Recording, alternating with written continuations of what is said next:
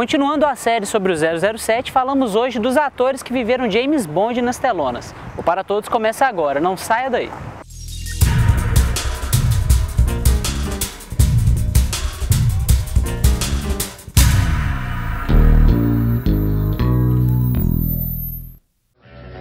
Sounds tempting.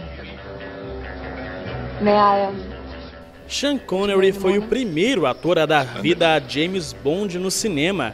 Em 1962, Connery viveu o agente secreto em 007 contra o satânico Dr. No, filme que inaugurou a franquia. Por causa da atuação marcante, Sean Connery costuma ser considerado o melhor James Bond da história. Eu considero o Sean Connery como James Bond muito bom, claro, não vou ser doido de falar o contrário, porque ele realmente definiu o personagem, mas eu acho um pouco injusto com os outros intérpretes você comparar o intérprete com o Sean Connery, porque o Sean Connery foi o primeiro, o Sean Connery foi o cara que chegou e definiu o caminho a ser traçado. Então o Sean Connery, por exemplo, ele não era um intérprete aprovado pelo próprio Ian Fleming. O autor da história, o criador do personagem, não gostou da ideia de ter um estivador fortão para poder fazer o personagem, ele imaginava outra pessoa. O ator que ele tinha em mente quando ele criou a persona do James Bond era o David Niven, que era um cara fino, em todos os sentidos, porque ele era um cara magrinho, né, franzino. Então era um cara mais velho, era um cara fino, era um cara charmoso, era um cara que tinha aquela... Não é à toa que ele foi o vilão da Pantera Cor-de-Rosa, que era um personagem também que tinha que ter essas características, né?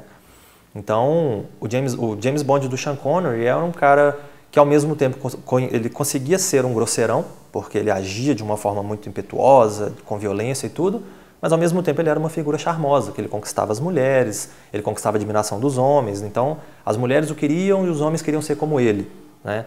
Então eu acho um pouco injusta essa comparação do Sean Connery com as pessoas, coisas que às vezes algumas pessoas insistem em fazer, porque o Sean Connery é o cara que definiu, não tinha nada antes dele. Então eu diria assim, até que foi mais fácil para ele.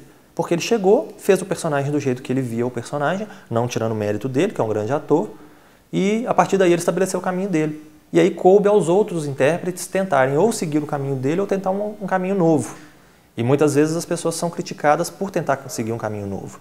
O Daniel Craig usa um pouco, né? Tem várias características do James Bond e do Sean Connery que o Daniel Craig usa também, mas ele segue um caminho independente.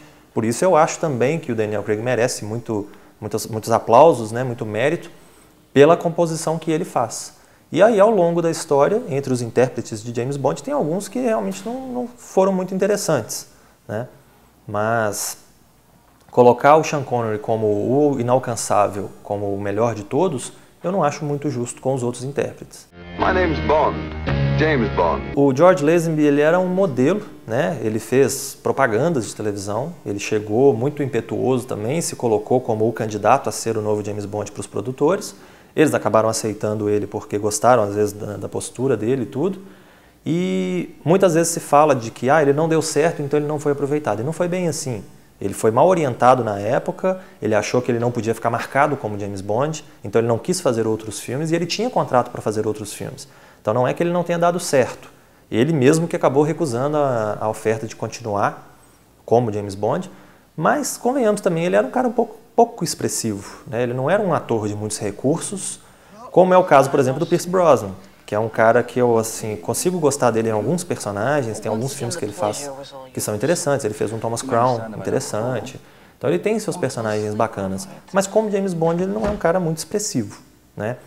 Já, por exemplo, o Timothy Dalton era um cara muito expressivo, era um ator shakespeariano, mas que às vezes, não sei se pela época que ele tentou fazer o que hoje é feito, desse personagem mais cru, dessa pegada mais realista, não foi uma coisa muito bem aceita na época. Então acabou não dando muito certo, mas não pelo intérprete, mas mais pelo caminho que a série estava seguindo, né? E o Roger Moore foi aquela piada, né? Porque ele começou tentando levar adiante a tradição que já tinha sido estipulada ali pelo Sean Connery, que acabou voltando ao personagem depois que o George Lazenby saiu. Mas o Roger Moore ficou por tanto tempo que ele acabou, acho que, desvirtuando um pouquinho o personagem. Ele acabou seguindo uma linha muito cômica, muito pastelão, que não era, provavelmente, o objetivo inicial. Acabou seguindo aquele caminho, tanto que dele pulou para um cara mais sério, que era o Timothy Dalton. Então, eu acho assim, o George Lazenby e o Pierce Brosnan são bem inexpressivos, como James Bond, E o Roger Moore caiu na palhaçada. Então também não é um intérprete que eu acho muito interessante. Por isso eu fico com o Sean Connery e com o Daniel Craig, como para mim as melhores figuras, né? Os melhores James Bonds do cinema. O Sean Connery muito por essa questão do início, né? E o Daniel Craig porque conseguiu dar a cara dele. E uma coisa interessante do Daniel Craig, ele não ficou marcado como personagem. Apesar dele ainda estar só no terceiro filme, pode ser um pouco cedo para falar isso, mas ele consegue fazer outros filmes, outros personagens que você desvincula uma coisa da outra. Você não fala que é o James Bond que está vivendo aquele personagem. É o Daniel Craig. Everybody needs a hobby. So what's yours? Resurrection. Sim, o Sean Connery, ele viveu o personagem várias vezes. Ele teve, né, uma vida longa como James Bond, mas depois ele conseguiu se desvincular. Eu acredito que teve uma época aí que o Sean Connery ficou um pouco complicado, que ele fazia alguns filmes de menor orçamento, ou às vezes de grande orçamento, mas que não tinham um retorno muito bom do público. Mas é um ator, sim, que conseguiu ter uma carreira muito bacana no cinema, se desvinculando da figura de James Bond, mesmo porque ele ficou mais velho, então acaba que até fisicamente ele se diferenciou mais do personagem e aí fica mais fácil para o público poder diferenciar uma coisa da outra. É um cara, depois ele virou um senhor, né? Os últimos filmes de James Bond que ele fez, ele já estava meio careca, bigodão, aquela coisa toda. Então ele, até fisicamente, ele conseguiu se diferenciar. E isso é muito interessante para o ator, né? É o problema, por exemplo, que todos os intérpretes de Superman já tiveram na história, né? O cara não consegue se desvincular do personagem, porque, afinal de contas, o Superman não usa máscara, como também o James Bond não usa máscara. Então é a cara dele que está ali no personagem. E para o Superman foi mais difícil poder se desvincular. Para o James Bond nem tanto, né? Apesar de que o Roger Moore, depois que deixou de ser James Bond, o que ele fez, né? Ao longo dos 23 filmes, 6 atores deram vida a James Bond. Essa troca de protagonistas é causada basicamente pela idade, já que o personagem tem por volta de 40 anos. Sean Connery e Roger Moore são alguns dos exemplos de atores que foram substituídos por estarem acima da faixa etária. Mas algumas vezes é a performance nas telonas que deixa a desejar. Os produtores, ao que tudo indica, eles pretendem contratar um ator que vai ter uma vida útil longa. Então eles contratam geralmente uma pessoa mais jovem para poder ficar muito tempo, né? Ou mesmo quando contratam uma pessoa mais velha um pouco. O Roger Moore, por exemplo, não era nenhum garotinho, né? Mas ele acabou ficando muito tempo e acaba que nos últimos filmes ele já passa uma impressão de estar, né, com uma idade bem avançada. Eu acho que o objetivo é sempre manter o máximo possível para manter uma identidade para o personagem. Mas alguns elementos, às vezes até externos, acabam contribuindo para que essa mudança seja feita. No caso, por exemplo, do Sean Connery, eu acredito que surgiu um atrito muito forte entre ele e os produtores. Então acabou que ele não quis continuar no personagem para não ter esse atrito, né, acentuado. O George Lazenby foi mal orientado por pessoas que o cercavam na época, por agentes e tudo mais, e acabou abrindo mão do personagem muito rápido. Talvez, se ele tivesse feito mais filmes, ele teria tido uma aceitação melhor. O Roger Moore, pela idade avançada, eu acredito que ele ele deixou de fazer o personagem porque já não cabia mais, né, ele já não entrava mais. Era um senhor, né, de idade avançada tentando fazer estripulia de garoto. O Timothy Dalton, eu acredito também que foi pela pegada do roteiro, né, pelo tipo de filme que estava sendo feito, então não foi o ator. Surgiu-se na época, né, uma insatisfação com o personagem, a bilheteria começou a cair, então decidiram dar uma pausa. E como deram uma pausa, o ator foi cuidar da vida dele, foi cuidar de outros projetos. E a mesma coisa aconteceu com Pierce Brosnan. Ele fez ele fez 4 filmes e a caracterização dele era elogiada na época, pelo menos, não muito elogiada, mas pelo menos se manteve, né? E aí surgiu aquele ato de o que nós vamos fazer com o personagem. Então, eu acho que o fim do Pierce Brosnan como James Bond se deu muito pelos rumos que o personagem ia traçar dali para frente. Então, até se definir o que fazer com o personagem, nós não podemos voltar ao ator. O ator que cuide da vida dele, que vai fazer outras coisas. O dia que decidiram o que fazer com o personagem, o Pierce Brosnan já estava um pouco fora da proposta. Então a proposta era, vamos buscar alguém novo. E aí, entre vários candidatos que na época foram mencionados, contratou-se o Daniel Craig. Ele tem contrato, inclusive, para mais filmes. Então eu acredito que pelo menos uns 5 filmes com o Daniel Craig a gente vai ter. Com um salário de 17 milhões de dólares, Daniel Craig se tornou o James Bond mais bem pago da história, superando Pierce Brosnan, que recebia em média 13 milhões por filme. Sean Connery, além de ter sido o primeiro James Bond, foi o mais mal pago.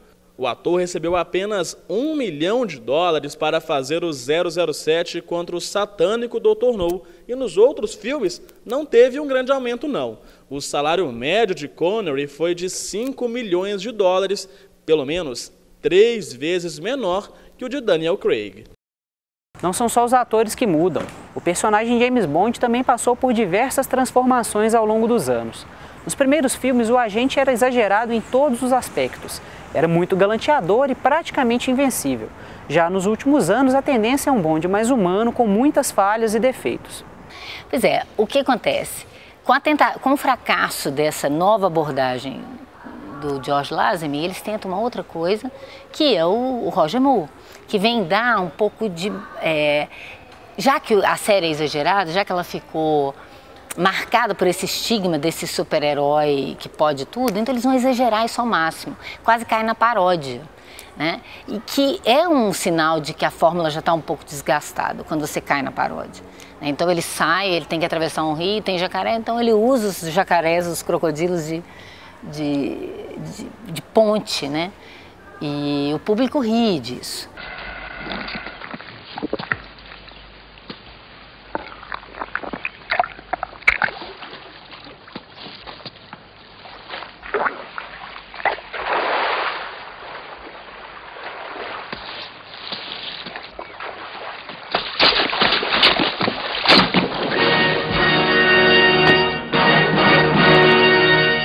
Só que chega um momento em que o público já não torce mais tanto, porque ele não tem muita por que temer.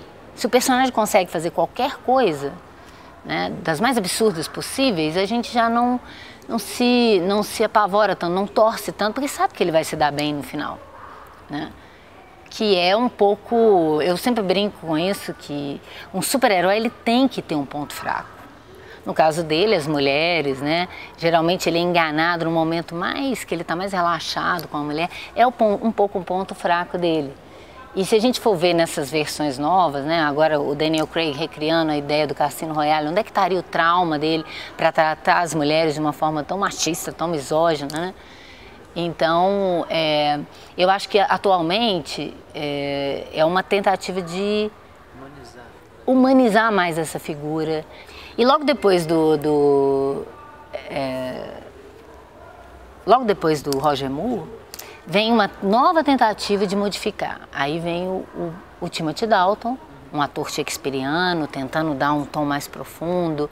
O Licença para Matar é um filme interessante em que ele começa a questionar a própria